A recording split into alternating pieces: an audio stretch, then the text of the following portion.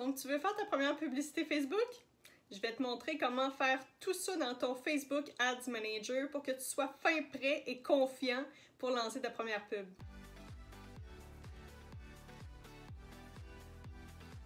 Si tu n'es pas encore abonné à ma chaîne, je t'encourage à le faire immédiatement en cliquant sur le bouton subscribe et en cliquant sur la cloche pour être avisé quand une prochaine vidéo va être disponible, une vidéo qui va t'aider avec le marketing de ton entreprise. Ça fait plus de 10 ans que je travaille en marketing et j'en ai créé et lancé plusieurs des publicités Facebook et Instagram pour mes clients.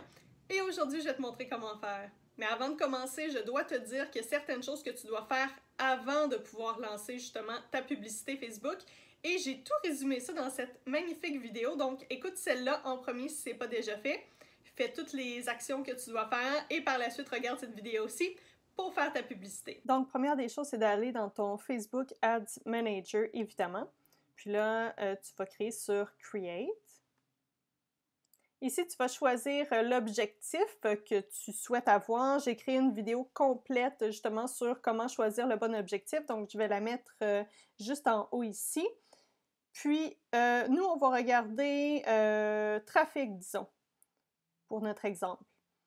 Ici, qu'est-ce que tu vas faire? Tu n'es pas obligé, ça dit que c'est optionnel, mais je te dirais que c'est super pertinent de le faire pour justement être capable de garder le cap et ne pas perdre la tête. C'est de trouver un nom pour ta campagne. J'ai aucune idée pourquoi Renaud Dépôt est écrit ici. Donc, un nom pour ta campagne, ça pourrait être différentes choses. Est-ce que c'est pour avoir des leads avec un lead magnet? Est-ce que c'est pour avoir du trafic? Justement, j'ai choisi trafic, donc je vais y aller avec trafic. Et puis, là, j'aime préciser justement, c'est par exemple du trafic sur quelle page? Est-ce que ça pourrait être un service en particulier? Service numéro 2, disons. Disons que pour moi, ça veut dire quelque chose, donc je l'écrirai ici. Ad set. Ici, c'est justement, c'est inscrit, là, si jamais tu oublies, c'est pour ton audience, tes placements, l'horaire, la cédule et aussi l'argent que tu vas dépenser. C'est là que tu vas qualifier ça. Puis là, ici, dans le fond, la raison pour laquelle tu pourrais vouloir nommer chacun des ad sets que tu crées et aussi des ads, ici, qu'on va faire par après, c'est que si jamais tu décides, par exemple, d'avoir plusieurs ad sets, eh bien, quand tu vas regarder dans ton Facebook Ads Manager pour voir les résultats, ben, tu veux pouvoir voir les résultats et que ça te dise quelque chose. Donc, si tu le laisses vide, ben, ça va comme te limiter sur comment est-ce que tu vas être capable de déterminer si ta publicité fonctionne bien ou pas parce que tu ne sauras pas de quel ad set on parle. Par exemple, ici, si on dit que je vais viser une audience en particulier, je vais viser une audience chaude. Et là, ça va être la liste de courriels que j'ai, par exemple. Puis dans Ad, ben, tu pourrais décider d'y aller avec une publicité qui est un visuel, donc vraiment un truc statique. Et tu pourrais avoir une deuxième version où est-ce que c'est une vidéo. Donc ici, qu'est-ce que je ferais? C'est que j'écrirais image statique et peut-être que je pourrais écrire rose si par exemple j'ai décidé de mettre du texte sur mon image et puis que là ce texte-là est en rose et puis là j'en ai une autre peut-être en bleu, puis là j'écrirais image statique bleue. Donc c'est seulement pour être capable de différencier chacune des publicités, chacun des ensembles de publicités et des campagnes que tu as. Si jamais tu décides de faire une campagne avec seulement un ad set et une pub, ben c'est peut-être moins pertinent, mais quand même, par la suite, dans le fond, qu'est-ce qui va arriver, c'est que dans ton Facebook Ads Manager, là, tu le vois ici, à gauche, tu as la liste des publicités que j'ai fait. Quand on dit post, dans le fond, c'est un post que j'ai boosté. Et puis là, j'ai écrit vidéo parce que c'est le type de visuel que j'ai utilisé. Engagement, ça, c'était par rapport à l'objectif. Donc, c'est aussi pertinent de mettre des noms ici, justement, pour après pouvoir t'y référer plus facilement. Donc là, je vais cliquer sur Continue. Je m'excuse, c'est un petit peu lent étant donné que je fais une capture d'écran en même temps, donc je record mon écran. Je trouve que c'est un petit peu lent. Ça, c'est une autre option aussi. Si jamais tu as oublié justement de nommer ta campagne en premier, donc quand on a créé la campagne, ben, tu peux le changer directement ici. Donc, il y a ça. Special Ad Categories, ça, c'est dépendamment du type de publicité que tu fais. Si tu fais une publicité pour tout ce qui est carte de crédit, pour des emplois, pour tout ce qui est real estate, des problématiques sociales, élections politiques, ben, tu vas devoir cocher ces trucs-là. Mais pour la majorité d'entre nous, ce n'est pas pertinent, donc pas besoin de cocher quoi que ce soit ici. Ensuite, oui, détail de la campagne. Buying type. Généralement, qu'est-ce qui va arriver, c'est que les options qui sont déjà sélectionnées là, moi, j'y touche pas. C'est excessivement rare que j'y touche, puis je te dirais que c'est vraiment ceux qui sont ultra poussés, qui font beaucoup de publicité, qui vont commencer à jouer avec ça. Si jamais tu es curieux, curieuse d'en savoir plus justement sur les publicités Facebook, je t'encourage à lire un livre qui s'appelle The Ultimate Guide to Facebook Advertising. Je vais aussi mettre le lien dans la section, dans la description de cette vidéo-là, si jamais ça t'intéresse, mais il parle justement de ces éléments-là. Donc, si jamais tu veux en savoir plus, je t'encourage à acheter le livre. C'est pas très cher, là. J'ai en tête que c'est comme 30 $. Donc, ça peut être pertinent si jamais tu veux commencer avec la publicité Facebook. Ensuite, les tests AB. Qu'est-ce que c'est? Premièrement, c'est très pertinent de faire ça. Par contre, je dois dire que généralement, ça coûte un peu plus cher pendant la période de test AB que ça coûte par la suite. Donc oui, c'est important de regarder. Je vais d'abord dire qu'est-ce que c'est. Un test AB, c'est que tu vas tester 2 trucs en même temps. Et c'est quoi les trucs que tu peux tester? Par exemple, tu pourrais décider de tester un message qui est différent, donc une copie. Tu auras une copie A et une copie B. Puis qu'est-ce qui se passe dans le test AB? C'est que ça va être présenté à la même audience, mais une personne, par exemple, moi, si je fais partie de l'audience et toi aussi, moi, je vais toujours voir la même publicité. Par exemple, la publicité A avec la copie A. Toi, tu vas toujours voir la publicité B avec la copie B. Donc, en sélectionnant test AB et en utilisant justement soit 2 visuels, 2 copies ou des trucs comme ça, donc 2 trucs à comme comparer, bien, ça fait, puis en l'utilisant en test AB, parce que tu pourrais aussi le faire sans sélectionner test AB, parce que c'est peut-être ça que tu allais me dire, pas besoin de sélectionner des tests AB. Marie, tout ce que je vais faire, c'est que je vais doubler justement ma publicité, puis c'est tout simplement ça. Mais là, qu'est-ce qu'on s'assure avec le test AB? C'est que moi, je vois seulement l'option 1, A, en fait, et toi, tu vois seulement la copie B. Donc, on s'assure comme ça que les résultats sont justement pertinents. Généralement, je recommande de faire un test pendant au moins une semaine. Dépendamment de ton budget, ça peut être plus grand, mais faire un test pendant une semaine avec, par exemple, la copie ou le visuel. Tu pourrais utiliser une vidéo pour le test A et une image statique pour le test B. Donc, c'est là que tu vas dire Get Started, c'est là que tu vas dire à Facebook que tu veux faire un test AB.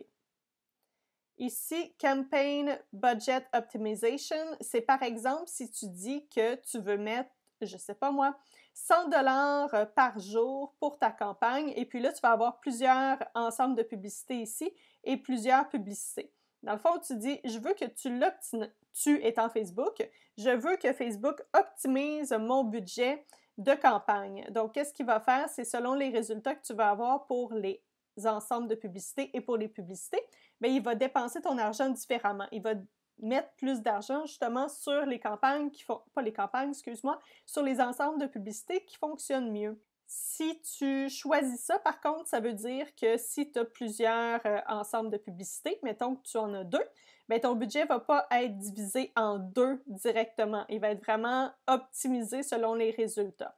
Donc, des fois, ça peut être pertinent si tu as plusieurs ensembles de publicités et publicités, ça peut être pertinent. Si tu en as une seule, évidemment, ce n'est pas pertinent, mais c'est à considérer.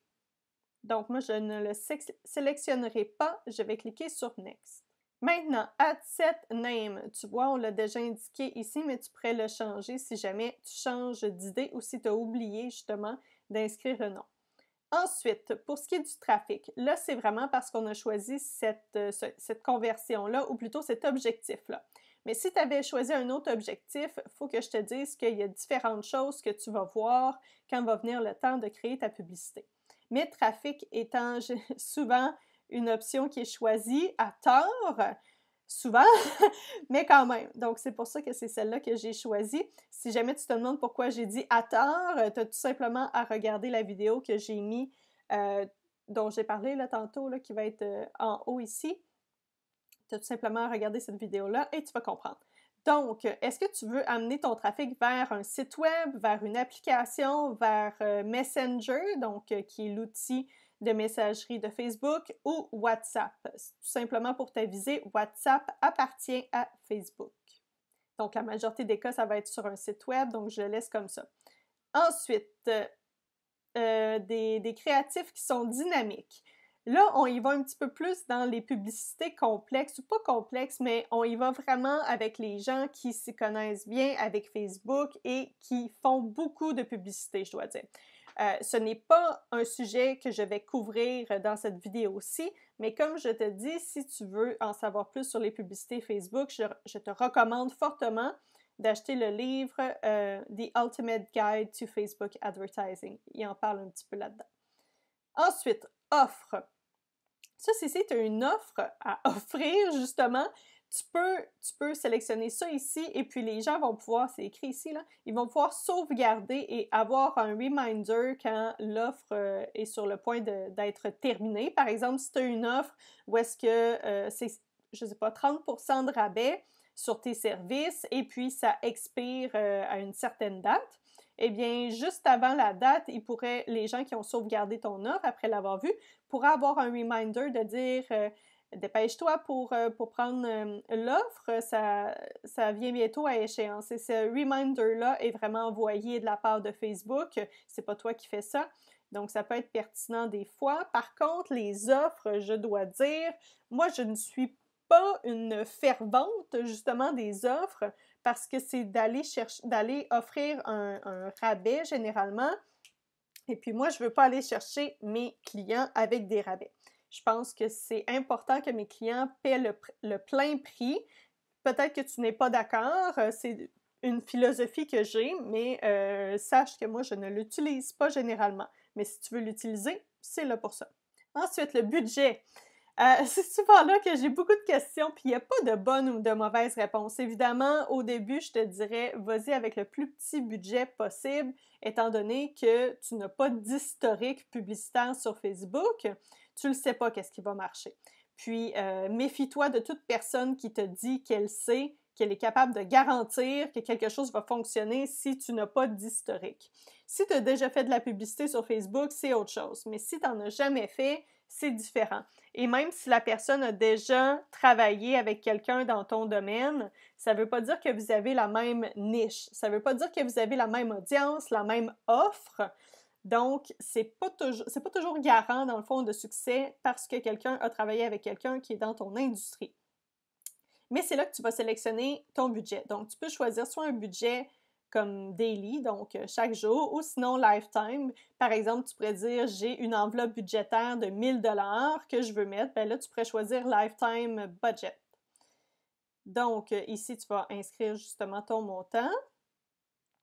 Et la cédule, qu'est-ce qu'ils disent? C'est dans le fond, quand est-ce que tu veux commencer ta publicité et est-ce qu'il y a une date où est-ce que à laquelle tu voudrais mettre fin ta publicité? Si par exemple, c'est pour un événement, une offre spéciale, quelque chose comme ça, évidemment, je te dirais de mettre une date de fin parce que si tu es prise avec tous les préparatifs justement pour cet événement-là, par exemple, ou cette offre-là, cette offre spéciale, bien, ça se peut que tu oublies, puis ce serait dommage que tu continues justement à mettre du budget là-dessus, à dépenser de l'argent pendant que l'événement est terminé. Ici, Show More Options. Ouais, ça ici, je vais le cliquer. Ah. Bon, je vais cliquer sur Lifetime pour pouvoir te le montrer. Ici. OK, Edit. Ici, dans le fond, qu'est-ce que ça dit? C'est, si je n'avais pas choisi de cliquer là, ici, là, c'est que la publicité serait présentée tout le temps. Donc, serait présentée à 2 heures de la nuit, serait présentée à 5 heures du matin, serait présentée à 10 heures le soir et tout ça. Ça peut être pertinent de choisir certains moments où est-ce que tu veux que ta publicité soit diffusée, soit affichée. Je n'ai jamais vraiment utilisé ça, étant donné que mon public, dans le fond, est au Québec et donc a un horaire qui est quand même similaire et fait en sorte qu'il y a très peu de mes audiences qui justement sont sur Facebook la nuit. Et si ces personnes-là sont sur Facebook la nuit, ben je me dis qu'elles font quand même partie de mon audience. Donc, c'est pas parce que, par exemple, je sais pas, moi, c'est peut-être des personnes qui ont un horaire atypique, puis bon, la nuit, ils sont réveillés. Ce n'est pas à cause de ça que je devrais, dans le fond, les faire en sorte qu'ils ne fassent pas partie de mon audience et ne voient pas ma publicité. Sincèrement, je ne sais pas pourquoi ça pourrait être pertinent, mais juste te dire que ça existe. Donc, je vais enlever ça, je vais mettre le daily. OK. Maintenant, créer ton audience. Tu as différentes façons de faire ici. Tu peux tout simplement entrer tes informations ici. Tu peux aussi choisir une audience que tu as déjà sauvegardée. Donc, j'en ai déjà ici, tu le vois. Ou sinon, en cliquant ici, tu vois tes audiences lookalike et tes customs directement ici. Donc, tu peux les créer directement à partir d'ici ou sinon tes audiences, quand tu vas dans All Tools, ici, tu peux créer tes audiences aussi à partir d'ici. Ça dépend comment tu veux le faire. Il y en a qui préfèrent y aller directement dans Audience et trouvent ça plus facile. Il y en a qui préfèrent le faire directement à même la création d'une publicité.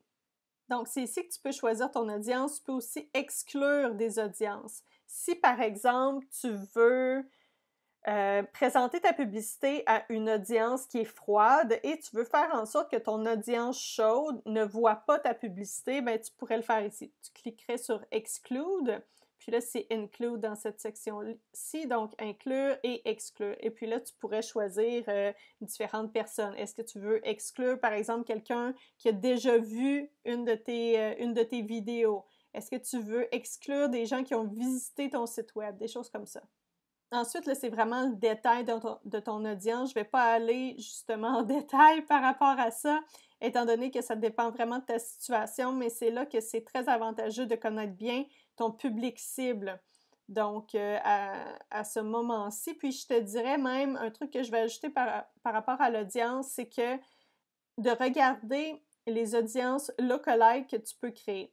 Commence par créer tes custom audience. Je préfère une autre vidéo là-dessus. Si jamais c'est quelque chose qui t'intéresse, écris-le dans la section des commentaires de cette vidéo-ci que tu aimerais voir une publicité, que tu aimerais voir une publicité, que tu aimerais voir une vidéo sur comment créer des audiences pour les publicités Facebook.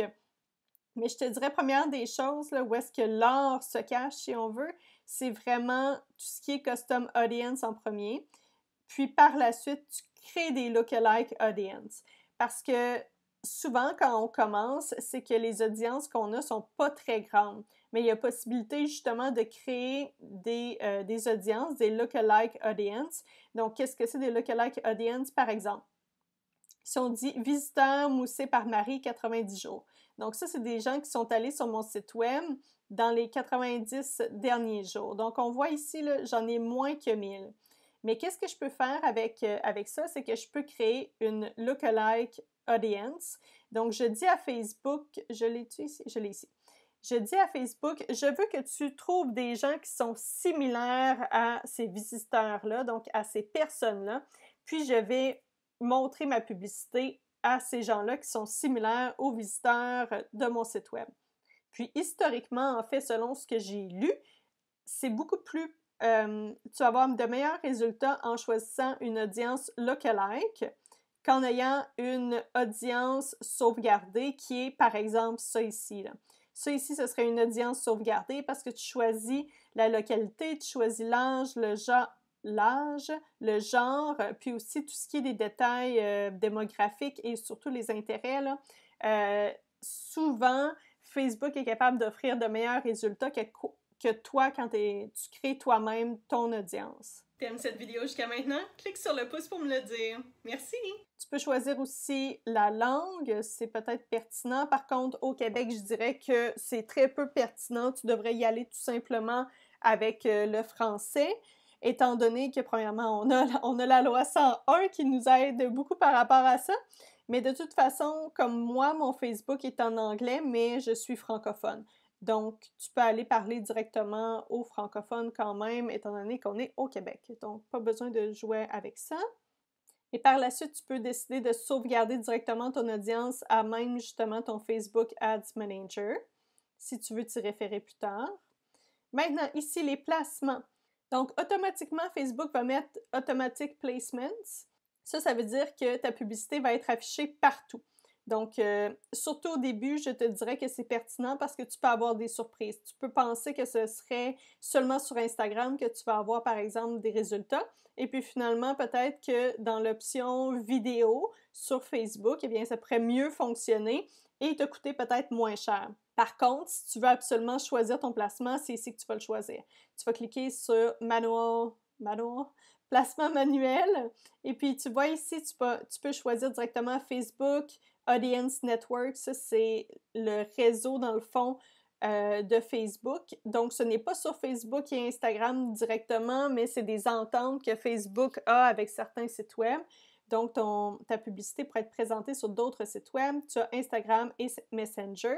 Et ici, tu as vraiment le détail parce que dans le fond, tu pourrais choisir, OK, moi, je veux présenter dans les feeds, donc les fils d'actualité, mais je ne veux pas présenter dans Marketplace. Je ne veux pas présenter dans la colonne de droite, des choses comme ça. Donc, tu peux vraiment y aller granulaire et choisir où tu veux présenter ta publicité. Ici, généralement, j'y touche pas, mais sache que tu peux choisir de présenter ta publicité seulement aux gens qui utilisent certains appareils et aussi ceux qui sont seulement connectés à Wi-Fi. Généralement, je ne l'utilise pas. Maintenant, optimisation et delivery. Ça va te sélectionner automatiquement Link Clicks, mais c'est quelque chose que tu peux changer si tu le veux. Tu peux choisir Landing Page Views, Daily Unique Reach Impressions, mais étant donné qu'on a choisi trafic, c'est pertinent d'y aller avec Link Clicks. Maintenant, Next. Là, il va vraiment avec la publicité. Donc, le nom, encore une fois, si jamais tu as oublié de le changer ou que tu veux le nommer différemment, c'est ici que tu le fais. Ensuite, la page Facebook pour laquelle tu veux faire une publicité. Donc, moi, ça s'est sélectionné automatiquement étant donné que j'ai utilisé le compte publicitaire de Moussé par Marie Plamondon. Ici, tu choisis ton Instagram. Et puis là, tu as le choix entre choisir une image unique ou une simple vidéo. Un carrousel. Donc, carrousel, c'est à partir de 2 images ou vidéos. Ou une collection. Collection, ça le dit ici, c'est un groupe d'items qui s'ouvre dans une expérience mobile complète. Par rapport au format, je dois dire, pour le carrousel, c'est très natif à Instagram. Donc, sur Instagram, ça fonctionne super bien étant donné que le contenu organique, comme tu peux avoir cette option-là de créer un carrousel. Par contre, sur Facebook, les seules personnes qui sont capables de créer un carrousel, c'est quand tu payes, donc avec la publicité. Et donc, ça fait en sorte que c'est moins natif, c'est pas organique. Puis, ça fait en sorte qu'il y a plusieurs personnes, justement, qui reconnaissent un peu trop rapidement que c'est de la publicité. Donc, ça fait en sorte que les publicités avec le format carrousel ne fonctionnent pas toujours très bien. Personnellement, moi, je préfère y aller avec une image simple et ou une vidéo, mais sache que c'est des options aussi qui s'offrent à toi. Maintenant, Full Screen Mobile Experience. Ça, c'est Instant Experience. Si tu as déjà regardé mes vidéos, tu sais que j'en ai parlé dans plusieurs, où est-ce que je parlais de créer une landing page sur ton Facebook directement. Donc ça, c'est très cool. La seule problématique avec ça, c'est que c'est seulement affiché aux gens qui sont sur mobile. Donc, tu n'es pas capable d'aller reacher les gens qui ne sont pas sur mobile, puis ça fait en sorte de réduire ton audience. Par contre, si tu sais qu'il y a beaucoup de gens, justement, de ton audience qui sont sur mobile quand ils sont sur Facebook, Instagram et tout ça, ça peut être pertinent. Qu'est-ce que ça fait? C'est que tu peux créer exactement la même chose que tu créerais sur une landing page régulière, sauf que c'est dans la plateforme Facebook directement, donc ça load hyper rapidement.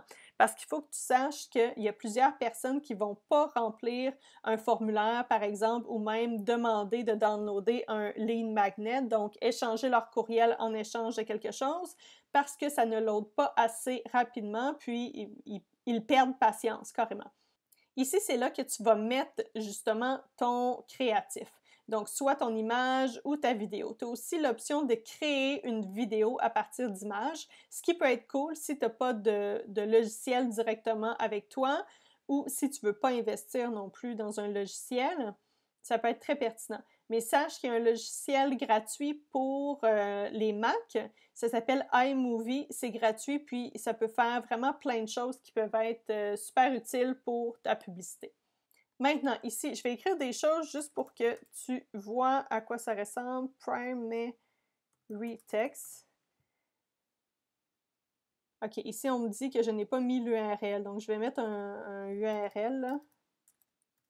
Simplement, simplement pour faire plaisir à... Voyons, je suis pas capable de faire deux choses en même temps. Bon, désolé, j'ai dû taper ça et puis arrêter de parler parce que visiblement, je n'étais pas capable de faire les deux en même temps. Donc, si tu vois ici, là, primary text, c'est vraiment le texte qui est juste ici, au-dessus de ta publicité. Donc, au-dessus de ton visuel, c'est là que tu vas entrer ton texte. Puis ici, dans le fond, qu'est-ce que tu devrais faire quand tu rédiges ton texte? C'est, il devrait avoir une accroche, puis une post-accroche, disons. L'accroche, dans le fond, c'est quelque chose où est-ce que tu vas vraiment interpeller la personne. Ça doit soit étonner, piquer la curiosité, quelque chose comme ça de la personne qui va lire, puis ça doit aussi qualifier cette personne-là. Parce que dans le fond, c'est la première chose que la personne va voir parce que, regarde, si je continue à taper, là je fais ça, ça. Ici, ça va s'afficher, là. Bon. Ici, ça dit « See more ». Dans le fond, ton accroche, c'est toute la première section. Ici, les deux premières phrases, généralement, qui sont affichées. Parce que dans le fond, à quoi ça sert l'accroche et la post-accroche? C'est à faire en sorte que la personne soit curieuse et veuille en savoir plus et donc clique sur « See more ». Il y en a qui vont le faire différemment. Il y en a qui veulent absolument pas que les gens, justement, aient à cliquer sur « See more » et veulent faire en sorte que leur accroche soit assez efficace pour faire en sorte que la personne clique directement sur le call to action. Ça peut arriver, c'est possible. Je pense pour des audiences chaudes, ça peut être pertinent étant donné que les gens te connaissent déjà et te font probablement déjà confiance. Par contre, pour la majorité des cas, tu as quand même un petit peu de vente à faire, même si tu ne vends pas directement ton service, peut-être dans ta publicité, même si c'est pour, je ne sais pas moi, aller lire un blog post, tu as quand même un petit peu de vente à faire pour faire en sorte que la personne te fasse confiance et dise « Oui, ok, je veux en savoir plus ». Donc, pour moi, ce n'est pas pertinent de seulement utiliser ces 125 caractères ici, là. Donc, la section qui est visible, c'est 125 caractères. Pour moi, ça ne fait pas de sens de seulement utiliser cette section-là alors que je peux utiliser plus de texte. Maintenant, ici, tu peux ajouter des options. Donc, ajouter d'autres options de texte. La seule problématique, c'est une nouvelle fonctionnalité que Facebook offre directement ici, là, dans cette section-ci. Puis, regarde, tu vois, tu peux en ajouter jusqu'à 5. Le seul problème, c'est que quand tu regardes tes résultats, du moins comme aujourd'hui, en date d'aujourd'hui, le 5 juin 2021, ben, tu n'as pas l'opportunité de voir c'est quel texte, donc quelle option qui a bien fonctionné. Donc, oui, c'est comme une belle fonctionnalité, mais pas vraiment parce que tu n'es pas capable de savoir c'est laquelle qui a bien fonctionné. Puis donc, si tu veux comme répéter l'exercice, ben, tu n'as aucune idée c'est laquelle des 5 qui a fonctionné. Donc, moi, je n'utilise pas ça. Si tu veux faire un test par rapport au texte, comme je te disais, utilise le test AB. Tu vas seulement pouvoir utiliser 2 versions à la fois, donc tester 2 versions à la fois, mais au moins tu vas avoir les bons résultats. Maintenant, headline, puis ça dit optionnel. Dans le fond, headline, c'est ça qui est ici. Si tu n'écris rien, ça va prendre des informations directement du site où est-ce que tu amènes les gens. Donc, moi, Moussé par Marie Plamondon, c'est ça qui est inscrit quand les gens tapent l'URL de ma page d'accueil. Donc, ça, tu veux le changer, évidemment. Puis ton headline, c'est comme une suite logique de ton accroche ici. Ou en tout cas, ça devrait être aussi accrocheur, justement, que ton accroche. Parce que c'est un autre truc que les gens vont voir. Juste te dire, en publicité, Facebook, c'est fait un petit peu, pas bizarre, mais généralement, historiquement, comment les publicités comme visuelles, imprimées, si on veut, étaient faites, c'est que tu avais l'image, puis plus bas, tu avais comme le texte. Puis là, avec Facebook, c'est l'inverse, parce que tu vois, le texte est tout là. Mais qu'est-ce que les gens font? C'est important à savoir, c'est qu'ils vont aller voir l'image en premier. Souvent, ils vont voir le texte qui est soit dans l'image ou en bas de l'image. parce que c'est comme ça que notre œil voit. Puis aussi, si tu remarques, cette section-là est en gras et donc est plus visible ou lisible que ça ici. Donc, les gens vont faire toc, dans mon cas, ça ici, ici, puis là. Donc, c'est toutes des subtilités justement en marketing puis en copywriting que tu dois être conscient. Tu dois être conscient de ça justement pour créer cette espèce d'expérience-là puis faire en sorte que la personne passe à l'action. Donc, headline, qu'est-ce que ça pourrait être? Des messages percutants et vendeurs. Ou relax, je m'occupe de tes textes. Ou tes clients t'attendent. Maintenant, la description, c'est qu'est-ce qui est inscrit là, juste ici en bas du texte en gras. Moi, généralement, j'aime ça quand il n'y a pas justement de texte ici parce que déjà là, j'ai l'URL, j'ai le headline, j'ai le bouton. Je trouve qu'il y a du stock. Donc, moi, j'aime ça quand il n'y en a pas. Mais c'est pas toujours possible parce que, par exemple, ici, j'ai quelque chose. Mais tu sais, si je fais juste mettre un point, là, juste ça, là, moi, je me sens mieux. Puis là, tu vas peut-être dire que c'est pas cute justement parce que c'est un point puis ça veut rien dire. Tu pourrais mettre un emoji, quelque chose. Moi, la seule chose, c'est que je n'aime pas ça, voir ça. Donc, la majorité du temps, je l'enlève. Encore une fois, ici, tu peux ajouter des options, mais je te dirais que, comme tu vois, là, même ici, le headline, tout ça, tu peux tout ajouter des options, mais tu ne seras pas capable d'avoir vraiment les bons résultats. Donc, en fait, tu ne seras pas capable d'avoir les résultats point de laquelle des options ont fonctionné, donc je te dirais de ne pas toucher à ça. Ici aussi, tu as l'option de soit envoyer sur un site web, envoyer sur un événement Facebook, donc c'est peut-être quelque chose que tu as créé, tu préfères ça, ou même appeler. Certaines entreprises se font vraiment comme appeler, c'est la façon de convertir quelqu'un, donc ça peut être pertinent, mais je dirais pour la majorité d'entre nous, c'est vraiment d'aller sur le site web. Et donc, j'ai dit ici, j'ai ajouté l'URL directement, puis tu peux cliquer ici seulement pour t'assurer, dans le fond, que tu as vraiment bien utilisé le bon URL, puis tu n'envoies pas quelqu'un sur une page qui ne fonctionne pas. Ici, Display Link. C'est ça qu'on voit là, juste ici, mousseparmarie.ca. Tu pourrais décider de le changer. Par exemple, si tu utilises un service comme Lead Pages, et puis là, c'est écrit comme Lead Pages, puis ensuite ton nom, ben c'est pas très on-brand. Donc là, tu pourrais le changer pour Mousser par Marie. Par exemple, moi, je songe à changer justement mon URL parce que j'ai un petit problème niveau courriel, disponibilité, disons, de courriel. Donc, si je le change pour marketingparmarie.com, on voit ici, là, ça l'indique. Donc, c'est tout simplement si tu veux changer le lien qui est inscrit ici. Juste te dire, il faut absolument qu'il y ait un lien. Donc, si jamais tu n'en mets pas, même si c'est optionnel, ben ils vont mettre le lien réel que tu as remis juste ici. Donc, il faut quand même que tu mettes quelque chose. Ensuite, un autre élément de copie, c'est le call to action qui est juste ici. Donc, tu as différentes options dépendamment aussi de l'objectif que tu choisis. Tu peux aussi décider de ne pas mettre de bouton. Par contre, qu'est-ce qui arrive, c'est que c'est toujours pertinent de dire aux gens c'est quoi l'action qu'ils doivent prendre, même si on se dit « ouais, mais tu sais, ils ont déjà vu des publicités, ils savent quoi faire et tout ça ».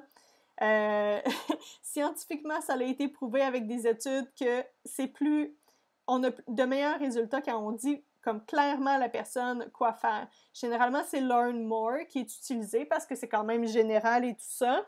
Tu pourrais choisir quelque chose de plus clair ou vraiment qui vise plus l'action.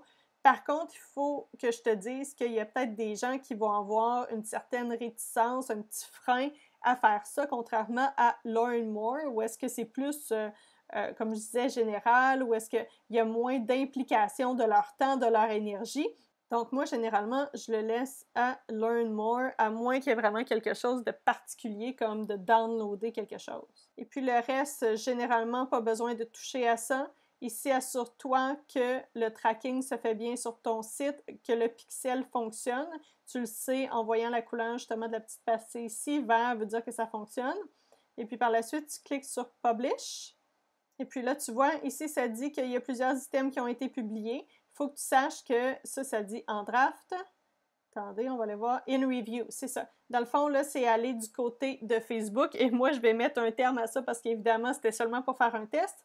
mais une fois que tu cliques sur Publish, c'est pas directement comme mise en ligne. L'équipe Facebook va passer dessus pour s'assurer que ça respecte toutes les règles de publicité Facebook.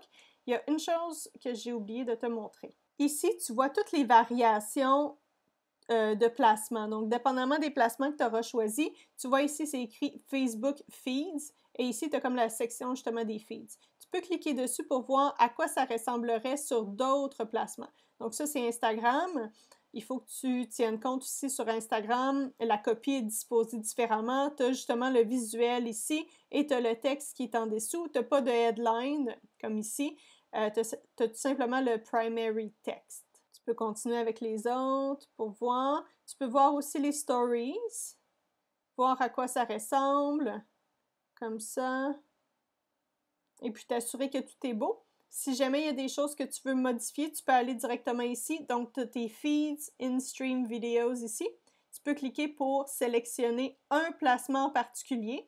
Ou si tu veux sélectionner les 5 placements, puis apporter une modification aux 5, tu vas cliquer sur le petit bouton ici qui dit Edit Group. Donc, tu vas éditer les 5 avec seulement une modification. Même chose ici, tu peux ouvrir pour sélectionner un placement ou choisir les 5 placements avec le petit crayon. Malheureusement, je ne peux pas te montrer toutes les subtilités des publicités Facebook et Instagram dans une seule vidéo et c'est pour ça que j'ai créé un guide complet sur les publicités Facebook que tu peux télécharger gratuitement. Donc, c'est vraiment un guide qui va te montrer pas à pas comment prendre chacune des décisions pour justement chacun des éléments qu'on a vus aujourd'hui. Donc, tout ce qui est audience, budget, tout ça, tu vas tout voir ça dans le guide gratuit. Et puis, évidemment, le lien est dans la description tout en bas. Je te remercie encore une fois d'avoir écouté ma vidéo et puis je te souhaite une belle journée. Bye bye!